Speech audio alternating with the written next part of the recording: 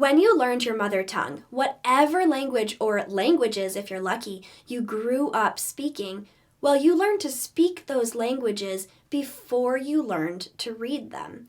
The same principle is true in music, and I think it's true whether you're a brand new beginner starting very young or a brand new beginner starting as an adult. What I have found is that most beginners who start trying to learn everything all at once get really overwhelmed, and you end up having to focus on one at the expense of having good position, or having good position at the expense of learning new music. The other option, of course, is focusing on all that technique and just dying on the inside as you play endless scales and etudes over and over and over again to develop that technique before you learn to play fun music. And I don't think that's a good strategy either. In this video, the very last video in this 10-part series on how to play violin for complete beginners, I'm going to be showing you a method for being able to learn lots of new beginner pieces without having to sight read music, but with the big caveat that we are going to learn to sight read music as we move beyond this series, because this series is just at that very beginner level. But our goal, of course, is to be able to read music very naturally the way you read words. If you've been following the other videos in this series, you've probably heard me talk about my perfect position checklist, which you can download through the link in the description below. It's completely free, and one of the parts of this resource is some beginner music that I've put together for you that has all of my fingerings written in, so that you don't have to be reading music just yet in order to follow along with these beginner pieces. It tells you what string to play on and what finger, and the fingerings are geared toward beginners. So for these first pieces, at least, you're not going to be using your fourth finger. You're going to be using open strings, 1, 2, and 3, at first just using the A string and the E string, and then eventually branching out to the other strings as well. So we're building that technique one step at a time. So if you do decide to download this, let me show you first how to read those fingerings, and then I'll show you how to go beyond this resource to tackle any piece of music in first position and figure out what those fingerings will be.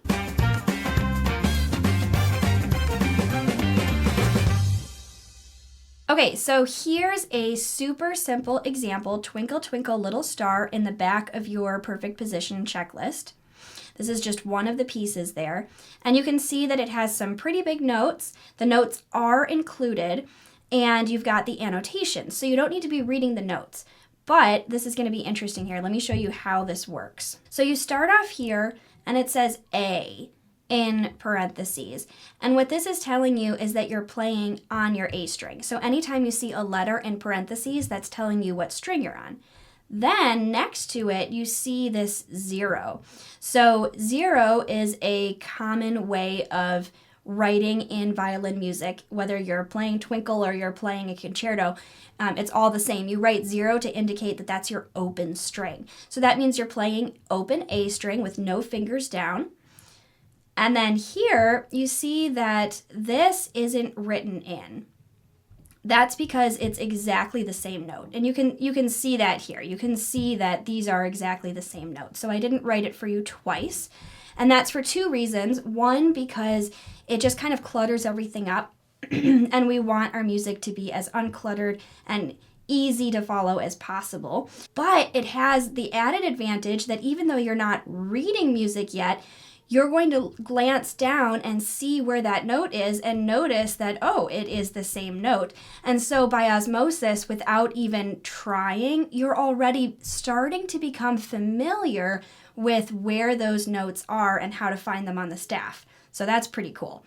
So then the next thing you see is this says E in parentheses. So now we're on the E string, and similarly, we're playing our open E string. So just our plain open E, no fingers down.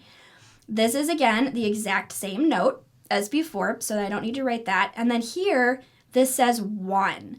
So again, in order to keep things uncluttered, you just see that it's a 1. So now you're putting your 1 down, and you know that it's on the E string because I already indicated that for you there, and you don't see a new indication that it's a different string. Okay, does that make sense? So then you go You go forward, you have the same note again, okay, and then we have that 0 again. We're still on that E string. Now we know that we're playing just plain open E. Okay, then here we see a new indication. Now we're on the A string again, and we're playing with finger 3. So this is 3 on the A string, third finger down on the third finger tape.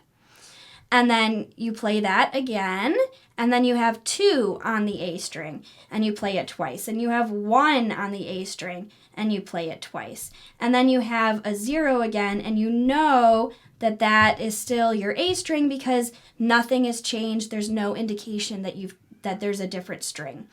And then here we're moving to the E string, and we know that that's open E. Now we're moving to the A string, and we know that it's 3 on the A, 2 on the A, 1, and so on. So you can see that this is just a really easy way to get started reading violin music without actually having to read notes yet. And by the way, for each of these pieces in the back of the perfect position checklist, I also have a corresponding video on YouTube going through that piece note by note, playing it at a slow practice tempo all the way through so you can play along with me. And then I think I play it up to tempo so you can play along with it up to tempo. And then I also recorded the piano part so that you can be the soloist and use that piano accompaniment as a built-in backing track. So you can have a lot of fun with that as well. And I have one of those YouTube videos for each one of these pieces of music in the perfect position checklist. So that's that. But what if you also find other pieces of music on your own and you want to figure out what those notes are? So I do have a way for you to do that as well. So if you're working on that kind of translating, then you would come over here to this section where I have all the notes. So this page is everything that's on the G string. So when you look at a piece of music and you see that that note is down here like this, and that there are 2 of these bars and then it's on a space over here like you see, then you know that this is a G. You see here in the picture that I don't have any fingers down. And then here you have another visual showing you which string it's on. It's this G string down here, and this indication here, now that you know how to read those fingerings, you know that a 0 indicates for you that that's an open string. So you have all these different visual cues. You can kind of figure out which column works most intuitively and quickest for you to make that translation, to see this note and know exactly what to do with it. And then similarly, if you go over, let's see, a different page and you see that, okay, now you've got kind of a more unusual note here. All right, so you've got, this is an E flat, so you know the name of it. It's called an E flat. And this is unusual because it's actually not on one of your tapes. You're here on the D string, so you can see that this is on the D, and you see in this visual that you're, again, on the D string, but that you put your finger over here below your 1 tape. Here's your regular 1 tape, but now you're going to put your finger down lower than that. And in the picture, you can see that instead of having my finger on that 1 tape, it's actually over here lower than that, because that's where you're going to find that E flat, which in music we call, or in violin speak, we call low 1. Lastly, I do want to mention that E flat here is the same as D sharp. I don't have that written in here yet because I thought it would be a little bit confusing, but I think if you guys want it in there, you let me know. I think this is going to be my next update, so that's how you would write D sharp. That would be exactly the same note. So when you download this resource, I send you a weekly email called Hot Off the Strings. I send that usually on Fridays, and that always includes any updates to this document and a quick link to take you there so that you're always getting the latest and greatest version. And that's it. I hope that this video and these techniques help you take a jump start in your violin playing so that you can focus on playing with good technique and being able to enjoy playing lots of pieces of music very quickly even before you sight read music. But remember that this is not the desired end state. I want you to also be able to sight read violin music with confidence and ease. And I know that that's not where you are right now, and that is completely fine, but we can get there. So I hope that you look out for my next video where I'm going to show you what I believe is the best way to learn to sight read violin music, to learn to sight read any music really, but we're doing it specifically for violin. And that's based on the way that you naturally learned to speak your first language. And I'll give you a hint. It doesn't involve translating. But I want to leave you now with one of my favorite quotes from The Lord of the Rings, actually. There's a part where Bilbo says to Frodo, "It's dangerous business, Frodo, going out your door. You step off the porch, and if you don't keep your feet, there's no telling where you might be swept off to."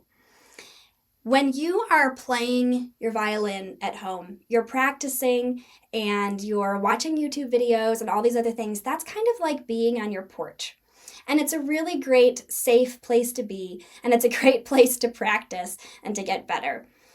But the real adventure begins when you step off your front porch, when you start to share your music with others. That's where you're really going to have the most fun making music with other people. So I'll see you in the next video, and until then, I hope you share your beautiful music with others.